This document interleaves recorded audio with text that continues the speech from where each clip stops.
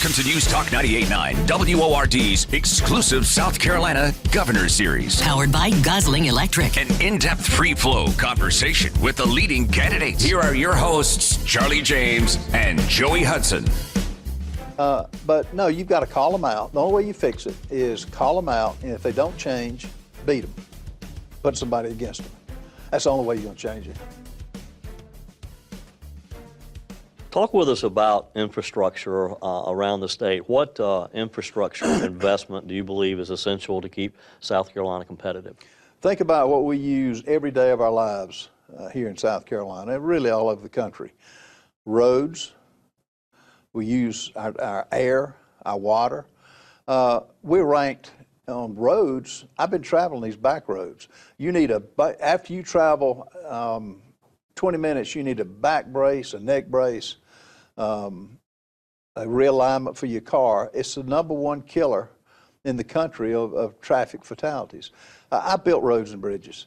But first, before you do that, you get a forensic audit of not just the transportation system. You do it for every agency in government. You bid it out, and you don't put it on the shelf. You do something with it.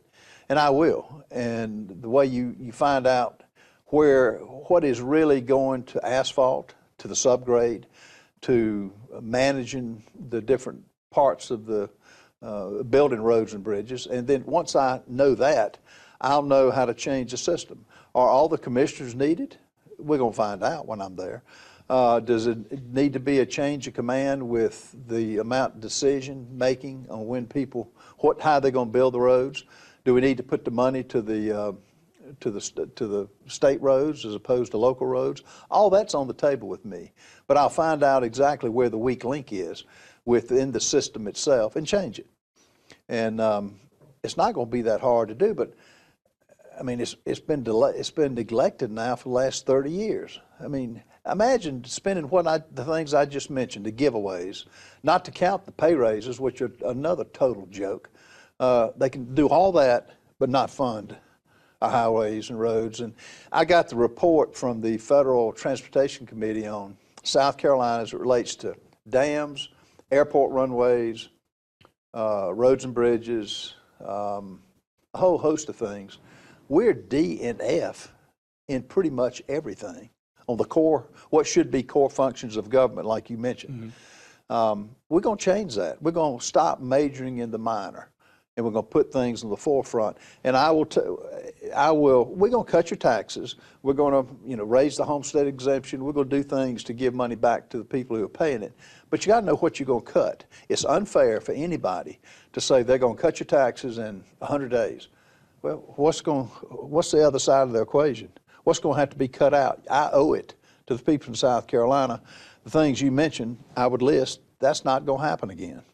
Or if it happens, we're going to publicize it. So, I mean, we know, like you said, talking for over 30 years about our roads, is there no appetite in Columbia to actually fix the roads?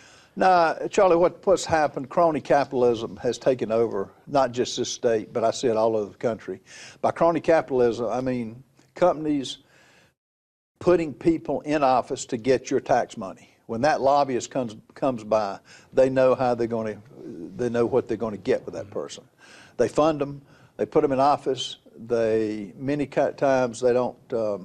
I don't know what they're experts in. The ones I serve with in Washington, you know how many I would hire to do anything out of 435? Maybe an eighth of 1%, maybe, and that's Freedom Caucus members. Yeah. We talked about V.C. Summer a minute ago. How would you strengthen South Carolina's energy grid to support the growth in business, manufacturing, and population growth? Well, V.C. Summer is another example of politicians getting in the way. It's a supposedly public-private partnership. I know a lot of the people in Santee Cooper, they flew to Washington. I would not sign they would ask for all the congressmen to sign a statement of support for more federal funds to come to the electric grid, and V.C. Summer needs it. What people don't realize, they're $9 billion in debt. $9 billion. Now, guess who is going to pay it? The taxpayers, the people paying it. You know, that's not a function. Your taxpayers can't get out and build a nuclear module to provide power. They can't run a gas line.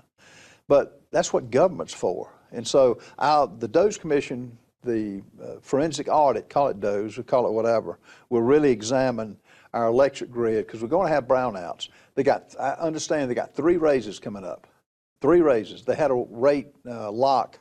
I forget the dates, but bottom line, it ought to be coming down. If people are moving into South Carolina, which they are, for every 1 person that leaves, 2 people are coming. And what's that going to do to Greenville? It's going to flood it. That's uncontrolled growth that doesn't have to happen, but you got to have power. And it's just not there yet. So the power grid, roads and bridges, our safety and our lock, when I say safety, I mean election of judges, all that is, in my mind, infrastructure. That's a core value of government. Yeah. But it does seem like any time a utility wants to make an investment or something or increase their capacity in some way, they always come to us, and these are things that are going to make them more money in the long run, but they always come to us to pay for it. How hawkish would you be on rate increases here in South Carolina? I'd be tough on them. They're paying, as you compare it to the Southeast, when you look at the per kilowatt hour, that's in line. But that's not the total bill. I had a carpenter who had a 800 square foot workshop. He called me. He said, Norman, I can't afford the electricity bill in this 800 square foot building that I use jigsaws. I use band saws. He builds, some furniture, over $100 a month. But when I said, send me the bill, and the per kilowatt hour was in the Southeast average, but the add-ons that you have to look at. But it's like selling me a car and then charging me for the tires on a monthly basis. That's going to stop with me, and it's going to be highlighted. And that's not negotiable with me. Yeah. You have mentioned your experience as a successful business person. Talk with us about how that uniquely qualifies you to be governor as opposed to some of the other candidates in the race, and give us some specifics of things that you feel like you can do better than the others. Well, pick one. I mean, the reason I'm in this race is when I saw who was running, and they're all nice people, but what have they done with what they're saying they want to do? We're getting ready to have an election, Joey, that's going to lock us in, the CEO, for 8 years, 4 years, but really 8 years. You can't divorce them. You can't fire them. When you have a coach that you hire, you can at least get rid of them. Or if you have, in this case, that's why governor is the most important race all across the country. You're locking in. And my opponents, they're now saying it, but where have they been? The Attorney General, you got 3 offices that can have a press conference anytime they want. Governor, Lieutenant Governor, and Attorney General, anytime. When have they ever had a press conference saying any of these things? They haven't. They're saying it now because they know it's popular, and I've been saying this from day one. If you look at my scorecard, I get 98% and up. I've been put to the test on it. They haven't. That's what separates me. And I don't play politics with, particularly when it comes to what we'll do as a state. But South Carolina is going to go one of 2 ways. I'm really the only candidate that's done what I'm telling you. The others have not. My lieutenant governor, it's going to be a working job. You're not going to just, and I've used the phrase, kiss babies and blow bubbles to the crowd. You're going to work. And they'll be my road czar. They'll be experts. But everybody that I put on boards and commissions are going to be experts in the field. And they just will not, they're part of the establishment. I am not. That's where the big difference is. I owe nobody anything, and other than the people of South Carolina. Let's give them a raise. Let's give them a raise. Let's give them decent roads and bridges that are safe. Here in Greenville, we put up letters, put up signs that saying unfair tax. The bridges are unsafe. Your average person can't get out there and put a footing under a bridge. So all that to say is that's how I'm different, and I've got a track record. You would not hire a surgeon to do surgery on you for 8 years unless you had solid evidence he's done the surgery. Nobody else in this race can say they've done it. You know, being a businessman, you kind of said that you would not have done the Scout Motors deal, but how do you support taxpayer incentives for major corporations, and how do we attract industry to South Carolina? Yeah, I mean, I agree with certain, like a Boeing as an example, a Michelin, their quality of life fits in with South Carolina. But these woke companies that we're going to get hit with from New York, our elected officials are not capable. They're nice people, but they're not, the people that are coming here from New York know what they're doing, and they drive a hard bargain. I don't blame Scout for doing what they did. I blame the people that let it go. You know how many days it took to close the deal? 17. If I sell you a house, if I sell you a apartment complex, when have you closed it in 17 days? Right. It takes 45 days and more. I will never get in a position, and we're going to be real selective. I'm not for unlimited growth. I'm just not. It just proves that government can move quickly when they want to. When they want that Scout deal, I've never seen anything like it. Captain Sam Spit, the Gummy Museum. Yeah. I mean, it ought to make everybody's blood run hot. You know, double the budget in 10 years. But what do we get for it? Underperforming schools, judges that God knows how they make the decision to let people out over 22 and 23 times. We got so much room for improvement. And I'm not here to criticize everything, but I'm telling you, there is a vast difference with me as opposed to anybody else in this race. What is one conservative reform that you believe South Carolina has not pursued but should? Term limits needs to be pursued, needs to be put up in a bill. I will do that. Prioritizing of every agency of government, prioritizing the basics. I want to make this state so competitive, but such a state that we grow in a quality way. And there are companies out there, but you got to be select, and you have to know the questions to ask before you even get to a stage of. You'll never see me close anything in 17 days, and you'll never see me have a budget item that is that. I don't care if it's $1,000. People are going to know about it, and I will sell it through the bully pulpit, through the veto, through the line item veto, and this my executive budget will be the leanest since Carroll Campbell. So you talk about term limits. You talking about term limits from the governor's office all the way down? And how do you justify term limits when a lot of people are saying, wait a minute, hold on, Ralph Norman's been in politics for a while now. He's not term limiting himself, but you said on the show a few days ago that you actually have, right? I'm the poster child for term limits. Look, I've got a perfectly safe seat. And a lot of people said, Ralph, you win by big margins. Why are you giving it up? Well, it's not about just filling the seat. My seat as governor is far more needed now, particularly, than a seat in Congress, being one of 435 members. When I ran for Congress and in a special election, I gave up my seat. It was midterm. My opponent didn't. He stayed so he could go either way. I don't blame him, but I just don't. Sound wisdom doesn't have an age limit. But being on the government dole and never knowing what it's like to fail or succeed, that's a fatal flaw that's killing not just South Carolina, killing the country. So I gladly answer the term limit question, because again, I'm the poster child for term limits.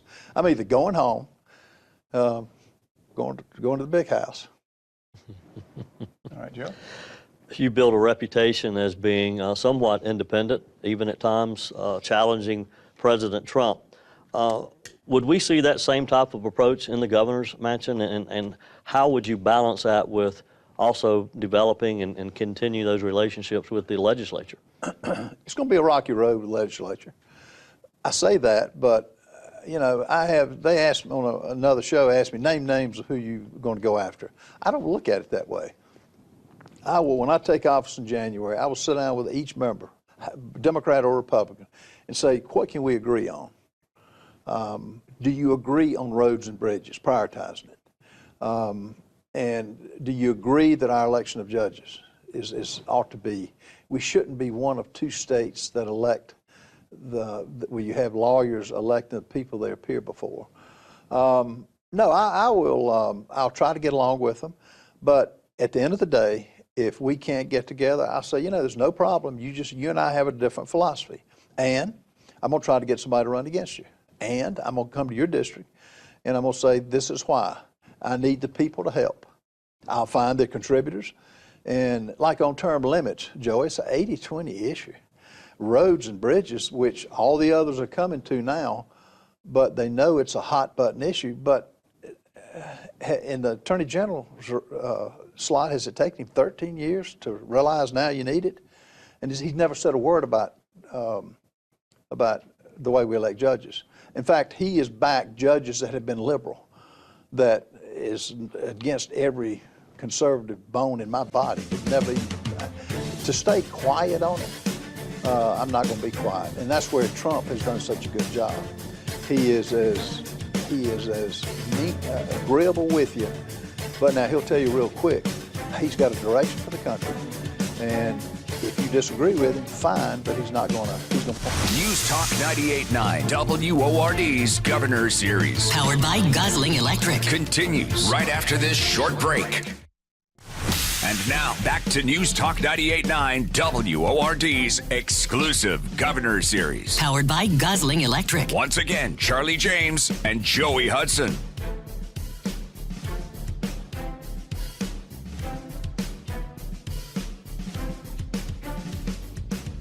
Welcome back to the Governor Series on News Talk 98.9 WORD, brought to you by Gosling Electric. I'm Charlie James, along with Joey Hudson. We're talking with Congressman Ralph Norman.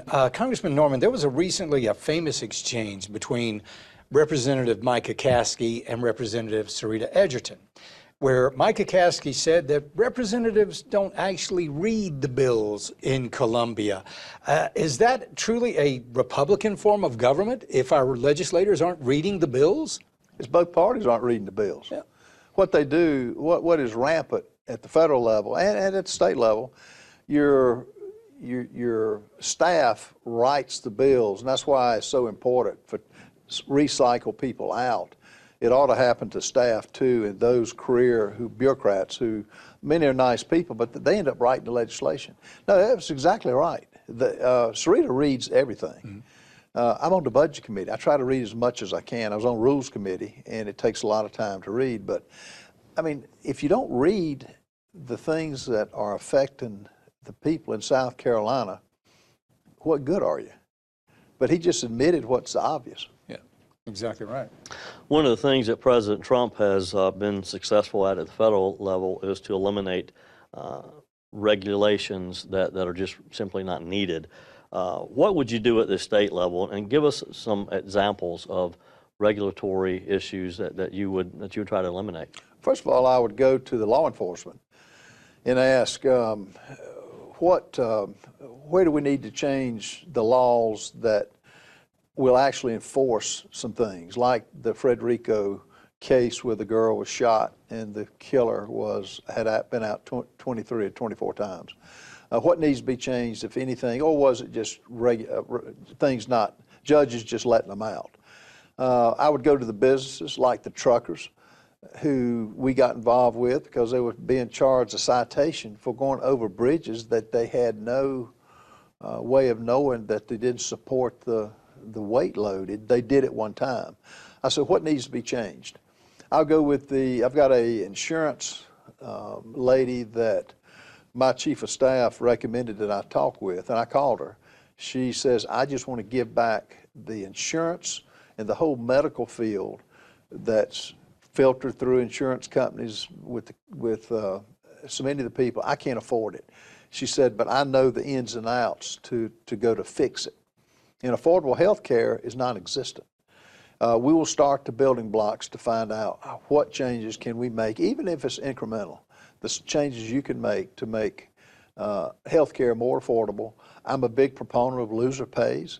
The things that the insurance premiums we're paying, have they ever come down? No. It's like the electricity bill. Has it ever come down? It has not. Talk to any restaurant on the joint and several liability with the lawsuit that a law firm can bring in every restaurant that you had a drink, regardless if you got drunk at one, and bring in all these other restaurants. We're going to fix that. They did I call it a postage stamp as a cure for it, but it didn't happen. I'd get with some of the meanest lawyers who have nothing to gain the system, and I ask, how can we fix this joint and several so that our restaurant owners are not charging outlandish prices for every meal because of the premiums you're having to pay. Had one OBGYN tell me, I got rid of all my malpractice. He was OBGYN. He said, I've had it. I'm not going to work. I think he said 5 months of a year paying a premium. I go to the businesses that understand it. If it were in your field, I'd say what regulation in the media world is redundant or doesn't make sense or costs you money. And then I'll weigh it, and then that's how we'll cut regulations. That's how we'll solve or start solving the affordability crisis. You mentioned Logan Frederico. What do we do about changing our judicial system here in South Carolina? I mean, certainly that needs to be reformed, right? The way the Joint Merit Selection Committee is composed of trial lawyers, and for them to pick the judges, again, is like that they appear before is like telling Clemson and Carolina, pick your own referees. Mm-hmm. How is that fair? So it's got to be a system that it could be a hybrid of what DeSantis has done in Florida, where the governor picks the Supreme Court justices. I think there's a way to let the people pick judges. You put the parameters around the money, because you'd have judges, the money element ending up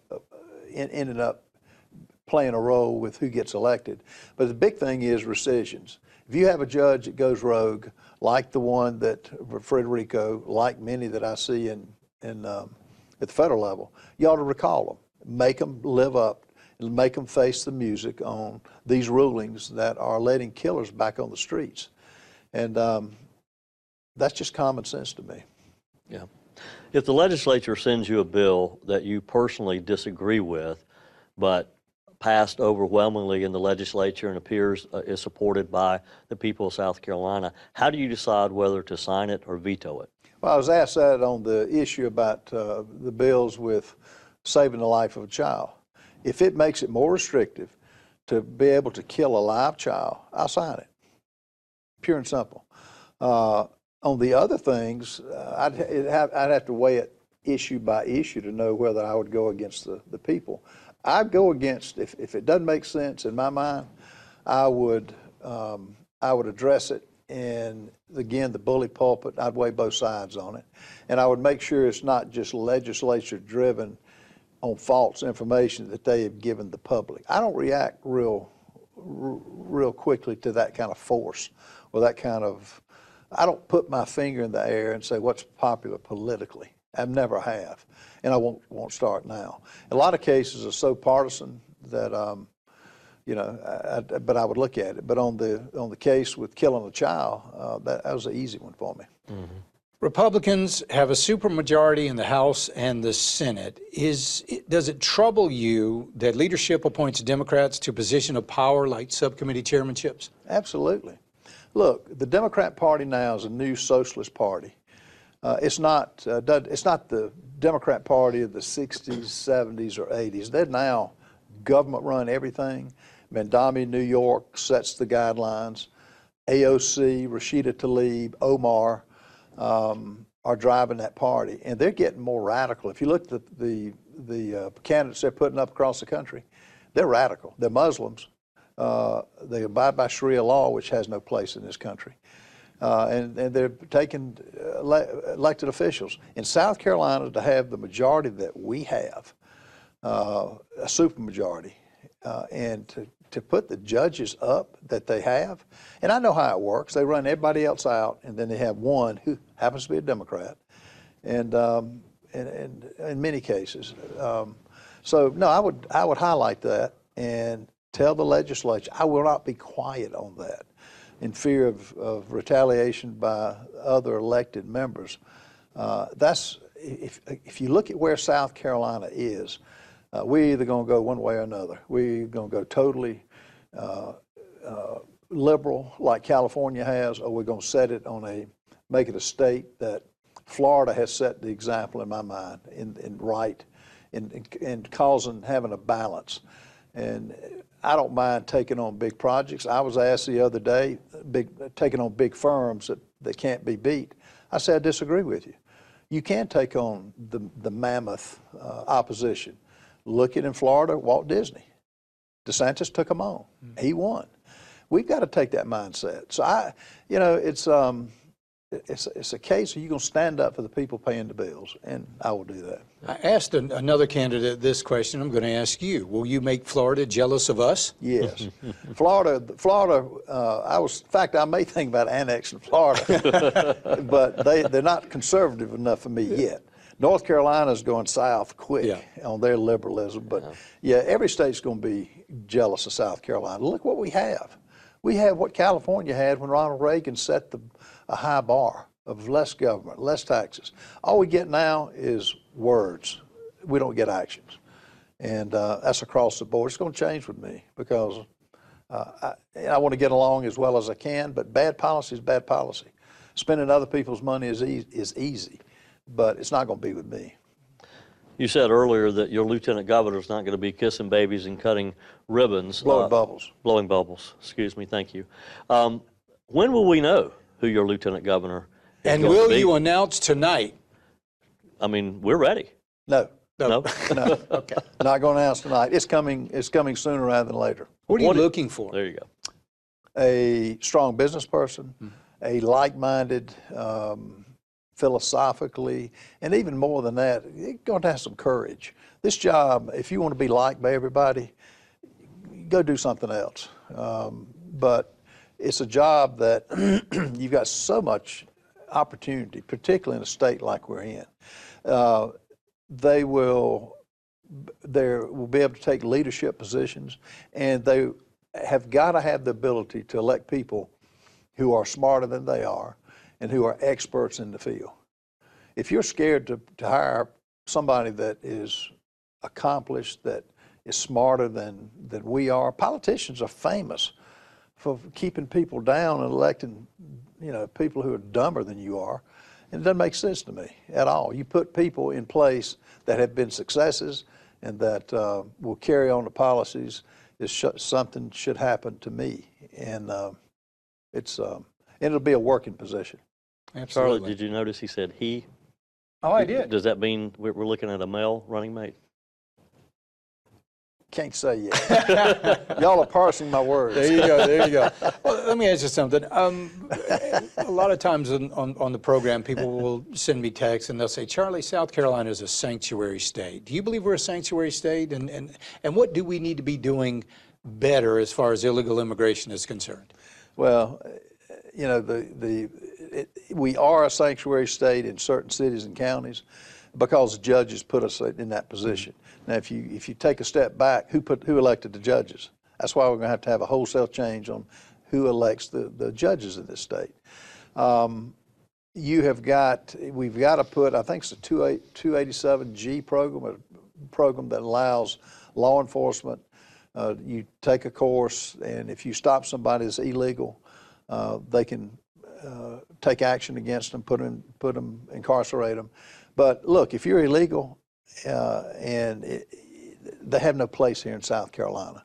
If you're in law enforcement and not willing to enforce the Constitution and the law, then you ought to be dealt with in a way that the public knows about what you're doing. Law enforcement will tell you everything about what needs to be done to make sure sanctuary state does not exist and that laws are being enforced like they should be. And it's just not happening now. And the Frederico case is one of many. The shooting at the bar in Beaufort was another example. The guys that killed him are running free. You got a lot of pedophiles that are running free. I mean, you can't have that. Something is wrong. But I'm not scared to call that out. And I don't care who it affects, Republican or Democrat. So, with our supermajority, what has it brought us? Very little.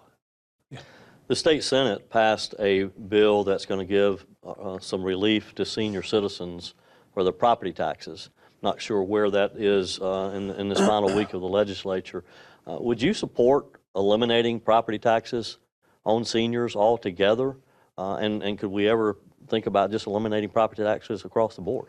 Well, you know, that affects local cities, municipalities as well. I mean, you can't just, politically, I could say, yeah, I'm going to eliminate all taxes. Senior citizens need special treatment. Our military veterans need special treatment. So I would look to them I'm going to cut as much as I can and not affect the primary goal of getting our functions of government in place and working. And so, but yes, I'm going to be as much of a hawk on income taxes, more so than anybody, because I've had to live under it and I know what it means. Yeah.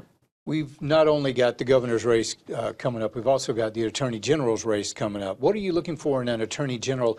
And are you looking for an attorney general that will fight corruption in Columbia? The attorney general is going to have to fight corruption in Columbia. It's the good old boy system. I know how it works. I've seen it front and center stage. And it'll have to be willing to go against and Joe White coins it perfectly when he said, you've got your money trail, you got your lawyer trail, and the money trail takes a lot of different avenues, and they come together to control a small body to control it. You got to fight that. And all the candidates are not qualified, nor will they fight. They may say they will. What has been their record? It's like I'm telling people with governor, what's the record? What have you done? Not said you're going to do. But Attorney General, I'm going to have a strong one because there's a lot that's falling through the cracks. The Attorney General on the Captain Sam Spit said it's out that he had a 16% chance of losing, only a 16% chance of losing. Yet it cost the state $32 million. That's not going to happen. I'm going to have exercise a lot of influence, hopefully, and counsel on why things should be prosecuted as Attorney General. And look at the money that they allocate. I want more to go to solicitors to break the pedophile and all the things that happen to our children here. That hadn't been done. It just hasn't. Yeah. They've kept it the money has been kept in Columbia. I want to go back to, we talked earlier about earmarks. You named a couple of the examples. Is there any way that we could ever just completely eliminate earmarks? Yeah, it is. Now, earmarks, again, it's like beauty. It's in the eye of the beholder. But we don't have, particularly now, things have been so neglected, we don't have time to build that building on that preferred campus because you're not going to be able to get to the preferred campus because of our neglected infrastructure. Earmarks have no place. They get around it, and you can have all the laws in the world, but if you're crooked and if you are dishonest, you'll find a way to come around it. I will cut out as much as I can, as quick as I can, and I will call it out. And people know generally. The bridge to nowhere that was Don Young built in Alaska, you got a lot of bridges to nowhere in a sense in South Carolina. The woke museums, and everybody says, you know, it's only a small part of the line item. Last time I checked my credit card statements, they were all line items that really, in a sense, if a percentage of the total bill, but guess what goes to the total bill? All those items. That's how I look at things. That's how if running a business, you had to look at things, and that's how I look at it in South Carolina's budget. What can we do about education? It seems like no matter how much money we spend, no matter how much money is in the budget, our education always seems to be down at the bottom. How do we make those steps up? A couple of things. You let the dollar follow the child. You enforce order in the classroom. You make examples of those teachers who are not doing their job. I don't think it's money. I mean, everybody wants more money, but is it getting the job done? It's like having a car that the valves are knock in you put it in reverse, it goes in drive, and you say, we're going to put a higher octane gas and a better oil in the car. No, we've got to ignite the people in South Carolina that are paying for homeschooling, paying for private schools, and the property tax is paying for public education. Public education is going to have to meet the challenge. We're losing a generation of children. 17 of my grandchildren go to public schools. It's a war zone. It's just a war zone, and not at every level, but you deal with it. And I'm for homeschooling, charter schools, private schools, and public schools.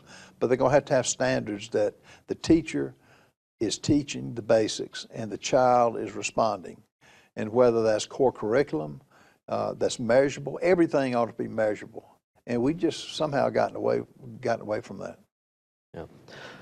When you have a situation, and let's just use a data center, for example, we saw a case in Spartanburg County where people just let it be known they were not interested in that being in their community.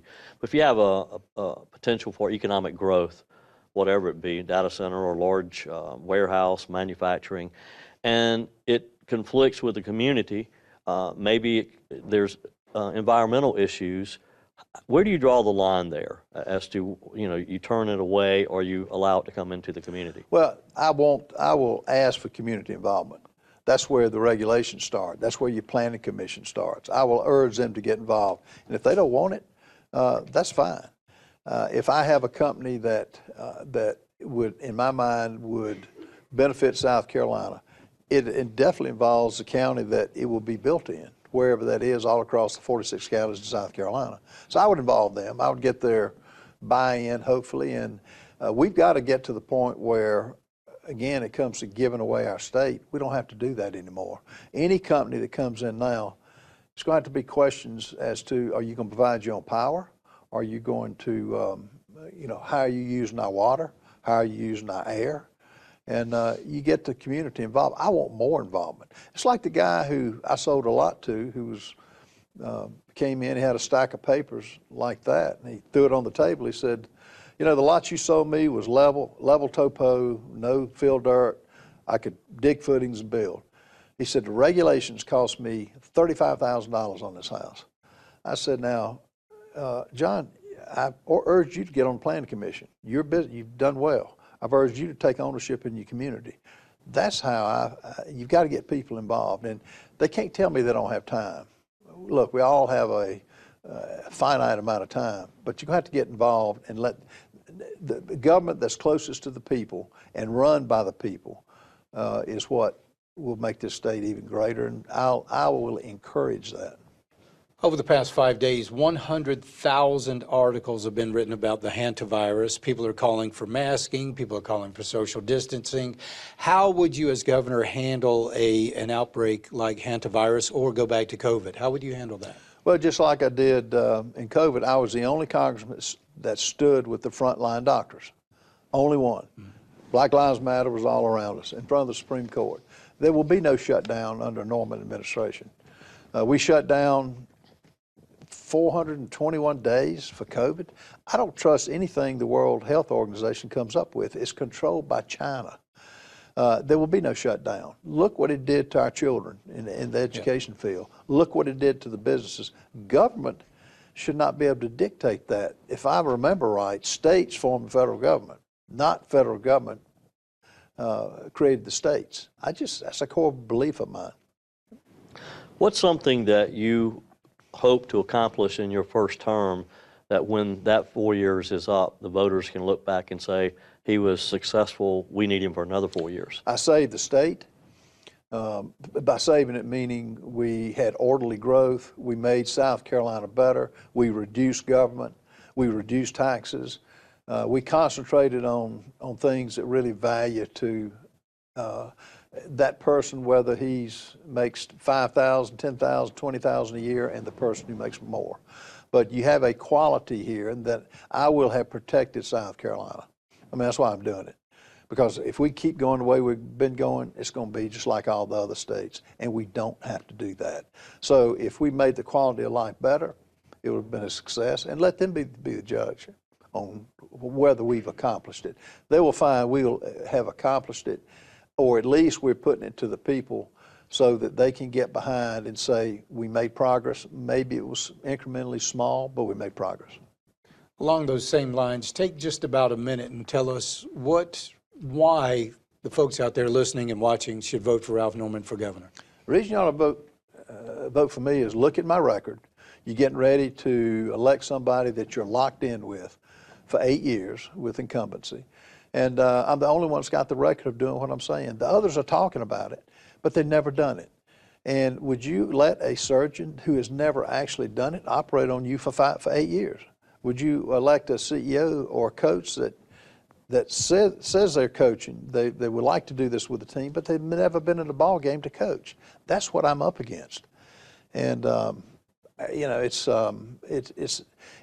whether you want somebody that has done it, has got a track record of doing it, or you just want to take a bet on somebody that really, yes, they talk well, yes, they're saying they're doing the same things, but they've never demonstrated that they'll do it.